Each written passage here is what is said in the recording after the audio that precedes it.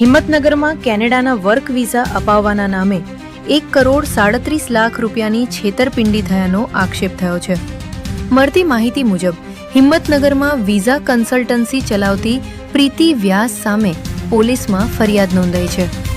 ફરિયાદીનો આક્ષેપ છે કે કેનેડામાં વર્ક વિઝા અપાવવાની ખાતરી આપી તેમની પાસેથી 23 લાખ રૂપિયા લેવામાં આવ્યા હતા, જેમાંથી માત્ર 4 લાખ રૂપિયા પરત આપવામાં આવ્યા, જ્યારે બાકીના 19 લાખ રૂપિયા પરત ન આપતા ફરિયાદ નોંધાવવામાં આવી છે. પોલીસની પ્રાથમિક તપાસમાં સામે આવ્યું છે કે આરોપીએ અન્ય અનેક લોકો સાથે પણ આવી જ રીતે છેતરપિંડી કરી હોવાની શક્યતા છે. અત્યાર સુધીમાં કુલ 1,37 લાખ રૂપિયાની છેતરપિંડીના આક્ષેપો સામે આવ્યા છે. ફરિયાદ નોંધાયા બાદ આરોપી ફરાર થઈ ગઈ હોવાનું જાણવા મળ્યું છે.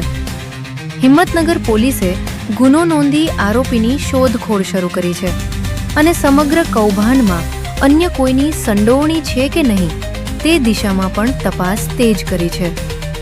SK24 Gujarati news, Sabarkantha.